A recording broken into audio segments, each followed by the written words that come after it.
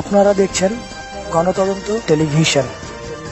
উদ্যোক্তা হিসেবে তাদের কাজ শুরু করতে হবে, ব্যবসা শুরু করতে হবে, তাহলে তারা একদিন সফল হবে। এখন কেউ যদি মনে করে যে না আমি চাকরিও পাবেন না, ব্যবসাও করবেন না, তাহলে স্বাবলম্বী কিভাবে হবে? আমরা প্রত্যেক বছর বিভীষিকা ভুলে তারা সফল হয়েছে, এই ধরনের নারীদেরকে আমরা সম্মাননা দিই। কেন? সমাজের মূল স্রোত তারা। এই কারণে আজকে একসময় হবে হয়তো যে নারী দিবসে পালন করার আবশ্যকতা থাকবে না, কারণ নারীরাই এগিয়ে যাবে।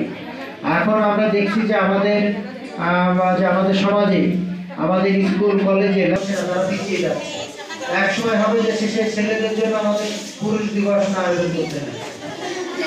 হ্যাঁ, আজকে এই নারীদের যে অগ্রযাত্রা, এই অগ্রযাত্রায় আমরা খুবই অভিভূত, আমরা আনন্দিত যে আমাদের নারীদেরকে সচেতন করি যে আপনার অল্প বয়সে 18 বছরের নিচের কোনো মেয়েকে বিয়ে দিয়ে 18 বছরের পরেই যে বিয়ে দিতে হবে তার কোনো কথা না। তাদেরকে লেখাপড়া শিখাতে হবে, তাদেরকে বিয়ে পাস করাবেন, তারপরে তারা 18 বছর আগে দেয়াই যাবে না। যতদিন সে স্বাবলম্বী না হবে, যতদিন সে সুশিক্ষিত না হবে, স্বাবলম্বী হবে, ততদিন যাদের বোধগম্যতা কম, অল্প বোঝে এবং মনে করে যে না মেয়েদেরকে বোঝা মনে করে যে আমার মেয়ে আমাদের সংসারে একটা বোঝা, ওকে বিয়ে দিতে পারে, তাদেরকে সচেতন করি।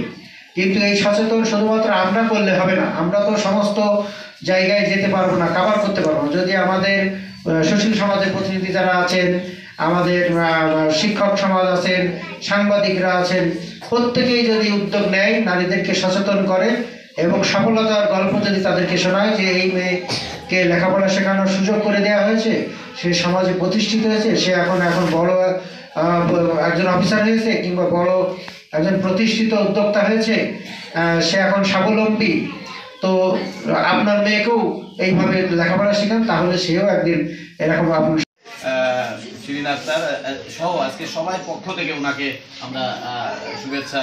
আমার মানব পাচার প্রতিরোধ এবং সড়ক নিরাপত্তা দুই বাংলা মিলের পক্ষ থেকে আন্তর্জাতিক সাহিত্য